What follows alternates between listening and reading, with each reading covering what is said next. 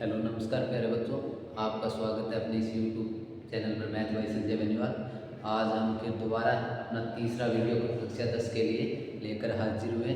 हमने पिछले दो वीडियो में बहुपद के बारे में पढ़ा था और आज ही बहुपद के अंतिम एक्सरसाइज के बारे में, जो अपनी एक्सरसाइज है 2.2, उसके बारे में क्या करेंगे, विस्तार पूर्वक चर्चा करेंगे। उसके क्वेश्चनों का क्या करेंगे, सॉल्यूशन हल करेंगे। तो जो अपना टॉपिक चल रहा था बहुपद, अपना जो टॉपिक चल रहा था बहुपद टॉपिक का जो पहली एक्सरसाइज थी अपनी, ग्राफ के ऊपर शून्यकों की संख्या देखनी थी। और इस बार क्या होगा, हमें गुणनखंड विधि से क्या करना है, शून्यक ज्ञात करने हैं। क्या करना है कि गुणनखंड विधि से क्या करेंगे, शून्यक ज्ञात करेंगे। तो शून्यक ज्ञात करने के लिए जो हमारी पहली एक्सरसाइज है 2.2, कौन सी है, 2.2 नंबर एक्सरसाइज। तो 2.2 नंबर एक्सरसाइज में हमें पहला क्वेश्चन दिया गया कि निम्न द्विघात तो दो के शून्य ज्ञात कीजिए और शून्यकों तथा गुणांकों के बीच संबंध की सत्यता की जांच कीजिए। हमें क्या करना है, गुणनखंड ज्ञात करना है और गुणनखंड विधि के द्वारा शून्य ज्ञात करने और शून्यकों के बीच में संबंध में सत्यता की जांच करनी कि दिए गए शून्य जो हमें शून्य प्राप्त होते हैं वो उसके सही शून्य है या नहीं है। तो हम ज़्यादा समय न लेते हुए स्टार्ट करते हैं। जो हमें पहला क्वेश्चन दिया गया है x² माइनस का 2x माइनस का 8, पहला ही क्वेश्चन है अपने पास, x² माइनस का 2x माइनस का 8। ये हमें क्या दिया गया है, द्विघात समीकरण दिया गया है। कौन सा समीकरण दिया गया है, द्विघाती समीकरण दिया गया है। कौन सा बहुपद है अपना, द्विघात बहुपद। तो हम क्या करेंगे, इसका गुणनखंड विधि से क्या करेंगे, शून्य ज्ञात करेंगे। क्या करेंगे, गुणनखंड विधि से। किससे करेंगे, गुणनखंड विधि से, गुणनखंड विधि से। जो अपनी गुणनखंड विधि से इसके क्या करने हैं, अपने को शून्य ज्ञात करने हैं। तो हमें जो बहुपद दिया गया है x² माइनस 2x माइनस का 8, जो बीच वाला पद दिया गया है उसके लिए हम क्या करेंगे, उसके गुणनखंड करेंगे। क्या करेंगे, गुणनखंड करेंगे। मतलब अगर जोड़े तो अपने पास क्या आ जाए, योग करके देखें तो माइनस का 2x बच जाए और गुणा करके देखें तो क्या बच जाए अपने पास, माइनस का 8 बच जाए। तो मतलब इस प्रकार के समीकरण को मैं लेके चलूँगा x² माइनस का 2x माइनस का 8। अगर बीच में इस प्रकार का पद ले, अगर घटाएं या जोड़ें तब माइनस का 2x बच जाएगा अपने पास। और अगर जो अचर पद है, अचर पदों का गुणा करेंगे तो क्या बन जाए अपने पास, माइनस का 8 बन जाए। तो अगर इसके फैक्टर करके देखें तो अगर फैक्टर के रूप में देखें 4 × 2 क्या होता है, 8 होता है ना। और 4 में से 2 जाएगा तो कितना बच जाता है, 2 बच जाता है। अगर मैं 4 माइनस का ले लूँ तो माइनस के कितने बचेंगे, 2। अगर गुणा करूँगा तो क्या आ जाएगा अपने पास, माइनस का 8 आ जाता है। इस प्रकार क्या हो सकता है, अचर पदों का गुणनखंड बन सकते हैं। तो गुणनखंड बनेंगे तो सबसे पहले क्या करेंगे, x² माइनस का 4x माइनस का 2x और माइनस का 8। ये अपने पास क्या हो गए, इस समीकरण के क्या बन गए, गुणनखंड बन गए। क्या बन गए, गुणनखंड बन गए बहुपद के। तो अगर यहाँ से देखूँ मैं अलग अलग टर्म ले लूँ, इस टर्म में क्या कॉमन आ रहा है और इस टर्म में क्या कॉमन आ रहा है, तो हमारे पास जब कॉमन लेंगे इसमें से क्या x बार निकाल लिया, क्या निकाल लिया, x बार निकाल लिया। तो अंदर क्या बच गया, x माइनस का 4। क्या बच गया, x माइनस का 4, सॉरी यहाँ पे प्लस का 2x है, क्या आएगा, प्लस का 2x है। तो अब बाद में क्या देखा, अब यहाँ से दोनों इस टर्म में क्या कॉमन निकाले, इस टर्म में कॉमन निकाल लिया प्लस का 2। क्या निकाल लिया, प्लस का 2। अगर 2 बार निकलेगा तो x से बच जाएगा और 8 में है तो 8 में 2 का भाग देंगे कितना बच जाएगा, 4, वो भी इसका माइनस का। तो दो अपने पास साधारण गुणनखंड कौन से आ गए, x माइनस का 4, x माइनस का 4। तो दोनों में से एक को हम क्या कर लेंगे, एक तो हो जाएगा x माइनस का 4, दूसरा क्या हो जाएगा x प्लस का 2। ये दो अपने पास क्या आ गए, गुणनखंड आ गए। अब जब भी हम गुणनखंड करते हैं तो इसकी तुलना किसके साथ होती है, शून्य के साथ होती है। किसके साथ होती है, शून्य के साथ होती है। शून्य के सापेक्ष हम इसकी क्या करते हैं, तुलना करते हैं। तो अगर पहली बार x माइनस 4 की मैं शून्य के साथ क्या करूँ, तुलना करूँ, तो 4 का मैं अगर ट्रांसपोर्शन कर दूँ, पक्षांतरण कर दूँ तो क्या हो जाएगा, x इक्वल टू क्या आ जाएगा, 4। पहला शून्य क्या आ जाएगा अपना, 4। इसी प्रकार दूसरी तरह x प्लस का 2 दिया हुआ है, अगर इसकी तुलना 0 के साथ करूँ, प्लस का 2 इधर इसका मैं ट्रांसपोर्शन करूँगा तो ट्रांसपोर्शन करने मतलब पक्षांतरण करने में क्या आ जाएगा, x इक्वल टू माइनस का 2। क्योंकि अगर जब ये संख्या बाएं पक्ष में प्लस की है तो दाएं पक्ष में जाएगी तो किसमें हो जाएगी, ऋणात्मक हो जाएगी। तो अपने पास दो शून्य कौन से आ जाएंगे, एक तो आ जाएगा 4, एक और क्या आ जाएगा माइनस का। अगर शून्यकों को किससे निर्देशित किया जाता है, अल्फा बराबर क्या आ जाएगा 4 और बीटा बराबर क्या आ जाएगा 2, माइनस का 2। बीटा बराबर क्या आ जाएगा माइनस का 2 आ जाएगा, बीटा बराबर क्या आ जाएगा माइनस का 2। अब बात करेंगे इन शून्यकों के बीच में संबंध की। बात किसकी होगी, संबंध की। अब संबंध की बात करें तो संबंध के लिए जो अपने पास अचल पद होते हैं, अचल पद के बेस में लेते हैं। शून्यकों का एक तो क्या होगा शून्यकों का योग और दूसरा क्या होगा शून्यकों का गुणनफल। क्या होगा गुणनफल। अब अपने पास अचल पद देखिए, अचल पद मतलब जो संख्या है। अचल पद यानी अगर इसकी तुलना करूं मैं एक्स स्क्वायर माइनस का 2x माइनस का 8 की तुलना किसके साथ करूं मैं, ax स्क्वायर प्लस का bx प्लस का c के साथ। तो यहाँ से a की वैल्यू x के आगे कुछ भी नहीं दिया तो क्या मानेंगे 1 मानेंगे। a की वैल्यू कितनी आ जाएगी 1। इसी प्रकार b की वैल्यू क्या आ जाएगी माइनस का 2 और c की वैल्यू क्या आ जाएगी माइनस का 8। अब बात करेंगे सत्यता की जांच की। इसकी बात करेंगे सत्यता की जांच। सत्यता की जांच, सत्यता की जांच करेंगे तो पहली बार क्या आता है शून्यकों का योग। शून्यकों का योग शून्यक क्या है अपने, शून्यक क्या है अल्फा और बीटा।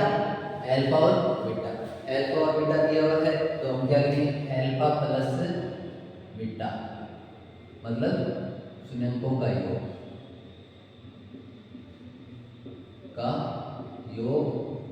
बराबर क्या होता है, जो अपने पास अचल पद दिए हुए हैं माइनस का b बटे a, माइनस का b बटे a। अब जब दोनों स्थितियों का मान बराबर है तो सही आ जाएगा तो अपने क्या होंगे शून्य के सही होगी। तो अल्फा का मान कितना है अपने पास 4 प्लस माइनस का 2 बराबर में माइनस b का मान कितना है माइनस का 2 और a की वैल्यू कितनी है अपने पास 1। अगर मैं 4 में से 2 चला जाएगा, 4 में से क्या चला जाएगा 2 और इधर इस माइनस का अंदर के गुणा होगा तो कितना हो जाएगा 2 बच जाएगा प्लस और नीचे क्या रहेगा 1।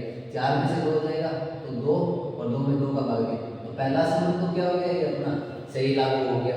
अब बात करेंगे दूसरी पर शून्यकों के गुणनफल की। किसकी बात करेंगे शून्यकों के गुणनफल की। अब शून्यकों के गुणनफल की बात करेंगे तो आगे तीसरा पैटर्न क्या बन जाएगा इसमें शून्यकों का गुणनफल। शून्यकों का गुणनफल, शून्यकों का गुणनफल मतलब अल्फा इनटू बीटा बराबर क्या होता है, जो अचल पद दिया होगा अचल पद क्या दिया होता है अपना c बटे a। क्या होता है c बटे a होता है। तो शून्यक कौन से हैं alpha into beta equal to क्या होता है c बटे a। जब ये दोनों स्थितियों में मान बराबर आ जाएगा तो अपना क्या होगा भी शून्य सही होंगे। तो अल्फा का मान कितना है 4 इनटू माइनस का 2 और c का मान कितना है माइनस का 8 और a की वैल्यू क्या है 1। 4 का गुणा माइनस 8 के साथ होगा तो क्या होगा माइनस का 8 इक्वल टू माइनस का 8। दोनों स्थितियों में क्या आता है इक्वल आता है, यानी शून्यकों का योग भी सही है और शून्यकों का गुणनफल भी सही है। तो अपने दोनों शून्यक क्या हो जाएंगे, एक हो जाएगा 4 और एक क्या हो जाएगा माइनस का 2। दोनों स्थितियों में संबंध क्या है सत्य है। तो दोनों स्थितियों में क्या हो जाएगा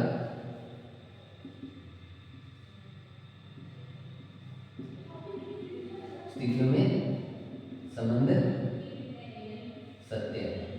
क्या हो जाएगा संबंध सत्य है। यानी इस प्रकार हम क्या करेंगे इसकी सत्यता की क्या करेंगे जांच करेंगे।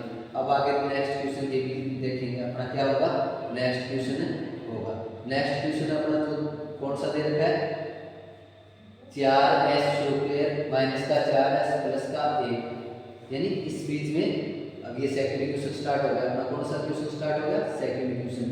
सेकंड क्वेश्चन में हमें क्या करना है इसके शून्य ज्ञात करना है। क्या करना है इस शून्य ज्ञात करना है।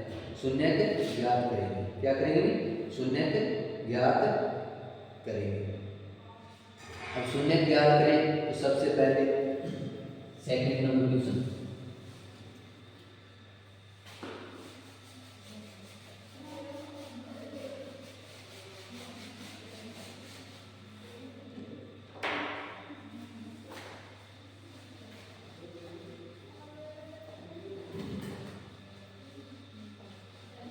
अब सेकंड नंबर क्वेश्चन क्या दे रखा है, हमें क्या दे रखा है 4s स्क्वायर माइनस का 4s प्लस का 1, क्या दे रखा है 4s स्क्वायर माइनस का 4s प्लस का 1, ये दे रखा है। अब हम इसके क्या करेंगे, गुणनखंड करेंगे, क्या करेंगे गुणनखंड। तो अगर यहाँ से देखूँ मैं तो 4s स्क्वायर, अगर इसमें 4s को क्या लिख सकता हूँ माइनस का 2s और माइनस का 2s प्लस का 1, ये बन गया। तो इसको इसके साथ इसकी तुलना कर दी जाए 0 के साथ। अगर पहले टर्म में क्या देखा जाए कॉमन निकालना है अपने को, तो 2s क्या है अपना कॉमन आ रहा है, तो क्या बच जाएगा 2s माइनस का कितना बच जाएगा 1, माइनस का क्या क्या बच जाएगा 1 बच जाएगा। अब इसी प्रकार सेकंड टर्म में मैं क्या निकालूंगा बाहर माइनस का 1 निकालूंगा, क्या निकालूंगा माइनस का 1। अगर माइनस का 1 बाहर निकालूंगा तो ये माइनस का तो ये क्या हो जाएगा प्लस हो जाएगा 2s, और ये प्लस है ये क्या हो जाएगा माइनस का हो जाएगा इक्वल टू 0। तो कॉमन टर्म के अनुसार जो सारे गुणनखंड टर्म में से क्या लिया जाएगा 1 लिया जाएगा, 2s माइनस का 1 आ जाएगा और दूसरा क्या आ जाएगा 2s माइनस का 1 इक्वल आ गए। अब इनकी क्या करनी है 0 के साथ तुलना करनी है, किसके साथ तुलना करनी है 0 के साथ। 2s माइनस का 1 इक्वल टू 0, तो 1 का ट्रांसपोर्ट दाएं पक्ष में लेके आऊंगा तो 2s इक्वल टू क्या आ जाएगा 1, फिर 2 जो s के गुणा में है इसका ट्रांसपोर्ट करेंगे पक्षांतरण करेंगे तो ये किसमें आ जाएगा फिर भाग में चला जाएगा। तो s की वैल्यू कितनी आ जाएगी 1/2, 1 बार तो क्या आ गया 1/2। इसी प्रकार दूसरे के लिए 2s माइनस का 1 इक्वल टू 0, तो यही होगा सेम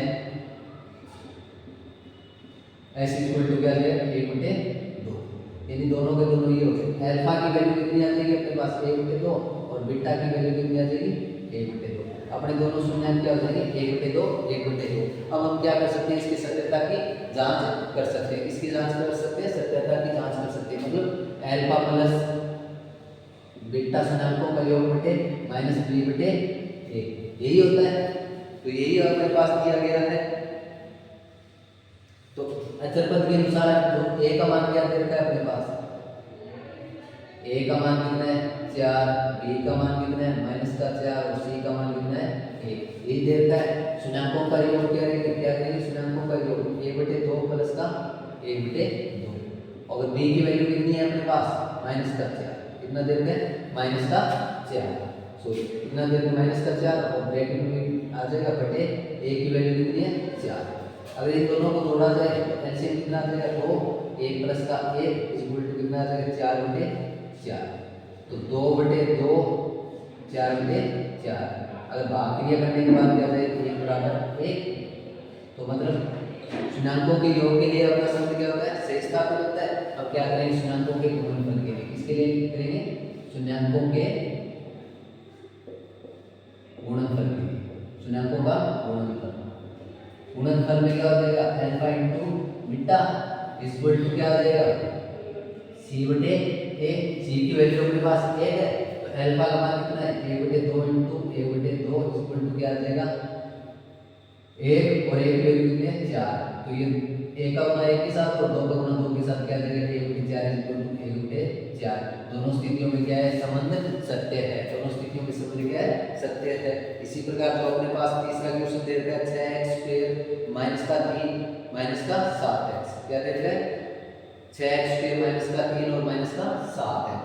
तो अगर इस स्थिति में देखा जाए अपने क्या करना है गुणनखंड ज्ञात करने हैं, क्या करने भी गुणनखंड ज्ञात करने हैं और देखने हैं कि शून्याङ्क सही होते हैं या नहीं होते हैं। तो समीकरण क्या दे रखा है तीसरा क्वेश्चन 2 कर लिया हमने, अब क्या करेंगे तीसरा। यदि प्रत्येक क्वेश्चन का पैटर्न कैसा रहेगा तो वो सेम ही रहेगा। क्वेश्चन क्या देता है थर्ड नंबर के लिए दे रखा है 6x² माइनस का 3x माइनस का 3 और माइनस का 7x। इस प्रकार ये समीकरण दे रखा है, क्या दे रखा है इस प्रकार ये समीकरण दे रखा है। तो समीकरण को सही क्रम के अनुसार लिखें, तो समीकरण को सही क्रम में लिखें तो समीकरण क्या पड़ जाएगा अपना 6x² माइनस का 7x और माइनस का 3, यही दे रखा है, क्या दे रखा है यही दे रखा है। तो अब इस समीकरण के अकॉर्डिंग हम करके देखें तो गुणनखंड करने अपने गुणनखंड करेंगे तो लास्ट में पहले और लास्ट का गुणा करेंगे कितना आता है माइनस का 18। तो अब यहाँ 7 के साथ 7 की जगह 7x की वजह से गुणनखंड ले तो उनको गुणा करें तो क्या जाए माइनस का 18 आ जाए अचर पदों का, और जो चर पदों को जोड़े या घटाएं तो माइनस का क्या बन जाए 7x हो जाए। तो अगर 6x² माइनस का 9x प्लस का 2x, अगर दोनों को मैं जोड़ूंगा तो कितना बच जाएगा माइनस का 7x, और दोनों का गुना करूंगा तो कितना आ जाएगा माइनस का 18। तो क्या बच गया 3 बच गया, क्या बच गया 3 बच गया, इधर हो गया। तो अब बड़े वाले क्या करें, इसकी तुलना किसके साथ हो जाती है 0 के साथ हो जाती है। अब पहले टर्म में देखेंगे कि कौन सी संख्या कॉमन आ रही है, पहले टर्म में कौन सी संख्या कॉमन आ रही है। यहाँ से देखो मैं 3x को बाहर निकालूं, क्या निकालूं कि 3x को बाहर निकालूं, 3x को बाहर निकाला तो क्या बच गया 2x माइनस का 3, और यहाँ से मैं प्लस का 1 बाहर निकालूं तो क्या बच गया 2x माइनस का 3। सारा गुणनखंड में से 1 दिया जाएगा, एक तो क्या हो जाएगा 3x प्लस का 1 और दूसरा क्या हो जाएगा 2x माइनस का 3, क्या हो जाएगा 2x माइनस का 3 हो जाएगा। अब ये अपने पास क्या बन गए, दो गुणनखंड बन गए। तो पहली बार क्या करेंगे x की वैल्यू निकालेंगे, तो अगर इसकी तुलना में किसके साथ करूं 0 के साथ, किसके साथ करूं 0 के साथ, तो 2x माइनस का 3 बराबर 0, तो 3 का ट्रांसपोर्शन दाहिने पक्ष में होगा तो क्या आ जाएगा प्लस का हो जाएगा, 2x इक्वल टू कितना आ जाएगा 3, तो x इक्वल टू कितना आ जाएगा 3/2, क्योंकि ये 2 के x से गुणा में तो जाते किसमें आ जाएगा भाग में आ जाएगा। भाग में आने के कारण क्या हो जाएगा, पहली वैल्यू क्या आ जाएगी 3/2। अब दोबारा दूसरे के लिए देखें 3x प्लस का 1, 3x प्लस का 1 है, इसकी तुलना क्या करेंगे 0 के साथ, तो 1 का ट्रांसपोर्शन दाएं पक्ष में करेंगे तो यहाँ प्लस का है तो दाएं पक्ष में जाके किसका हो जाएगा माइनस का हो जाएगा, किसका हो जाएगा माइनस का हो जाएगा। तो माइनस का होगा तब 3x इक्वल टू कितना आ जाएगा माइनस का 1, तो x की वैल्यू कितनी आ जाएगी -1/3, क्या आ जाएगी -1/3। ये दो अपने क्या आ जाएंगे शून्य आ जाएंगे। अल्फा की वैल्यू कितनी हो जाएगी अपने पास 3/2, और दूसरी क्या हो जाएगी बीटा की वैल्यू माइनस का 1/3। ये अपने पास क्या बन गए दो शून्य बन गए, क्या बन गए दो शून्य बन गए। अब अपने पास इसकी क्या करनी है सत्यता की जांच करनी है, क्या करनी है सत्यता की जांच करनी है। जो हमारे पास क्या दिए गए हैं इनके गुणांक दिए गए हैं, अचर गुणांक दिए हैं। तो a की वैल्यू कितनी है समीकरण के हिसाब से देखिए a की वैल्यू कितनी है 6, और b की वैल्यू कितनी है -7, और c की वैल्यू कितनी है -3। ये अपने पास क्या आ गए शून्याङ्क आ गए। अब हम क्या करेंगे पहली विधि से क्या होती है शून्याङ्कों का योग अल्फा प्लस बीटा बराबर क्या होता है -b/a होता है अल्फा प्लस बीटा। अल्फा की वैल्यू कितनी है अपने पास 3/2 और प्लस माइनस का 1/3, और जो b की वैल्यू अपने पास कितनी है -7, तो माइनस का 7, और a की वैल्यू कितनी है अपने पास 6। तो अगर दोनों संख्याओं में 2 और 3 का एलसीएम लिया जाए तो कितना आ जाएगा 6। तो 6 में 2 का भाग्य कितना है अपने पास 3, कितना है 6 में 2 का भाग्य तो कितना है, क्योंकि सॉरी ये क्या होगा घटेगा, यानी बाद में घट जाएगा क्योंकि प्लस का निशान हट जाएगा। तब एलसीएम 6 है, 6 में 2 का भाग्य कितना है 3 है, 3 का गुणा 3 के साथ किया तो कितना आ जाएगा 9, माइनस का सिंबल आ जाएगा। 3 का भाग 6 के अंदर किया तो कितना आया 2 आया, 2 का गुणा -1 के साथ होगा कितना आ जाएगा -2, इधर माइनस माइनस क्या हो जाएगा प्लस हो जाएगा 7/6 होता है इधर, और दोनों तरफ घटा के देखें तो क्या आ जाएगा 7/6 बराबर 7/6। तो प्रथम स्थिति में तो क्या हो गया शून्याङ्कों के योग में तो अपना समझ क्या हो गया सही लागू हो गया। अब क्या देखेंगे शून्याङ्कों के गुणनफल के लिए, किसके लिए देखेंगे शून्याङ्कों के गुणनफल के लिए। शून्याङ्कों के गुणनफल के लिए देखेंगे तो alpha into beta equal to क्या होता है c/a, क्या होता है c/a। तो अपने पास क्या दे रखा है अल्फा की वैल्यू क्या दे रखी है 3/2 इंटू माइनस का 1/3। इधर क्या है c की वैल्यू -3 है और a की वैल्यू कितनी है 6, तो -3 का गुणा -1 के साथ -3/6 इक्वल टू -3/6। दोनों स्थितियों में क्या होता है संबंध सत्य स्थापित होता है, दोनों स्थितियों में संबंध क्या होता है सत्य स्थापित होता है। अब हम क्या करेंगे नेक्स्ट वीडियो में इस एक्सरसाइज के और अन्य भी क्वेश्चन बचे हुए उनके बारे में भी क्या करेंगे, विस्तारपूर्वक चर्चा करेंगे। साथ में आप आगे वाले क्वेश्चन हमको निकाल कर देखना, प्रैक्टिस करके देखना। अगर ना आए तो कमेंट सेक्शन के अंदर बताना भी कौन से क्वेश्चन के अंदर डाउट आ रहा है, उसी के अकॉर्डिंग आपको अन्य क्वेश्चन भी करवा दिए जाएंगे। पहले आप प्रैक्टिस करके देखना। हम दोबारा मिलते हैं नेक्स्ट वीडियो में। चैनल को सब्सक्राइब करना ना भूलें और धन्यवाद।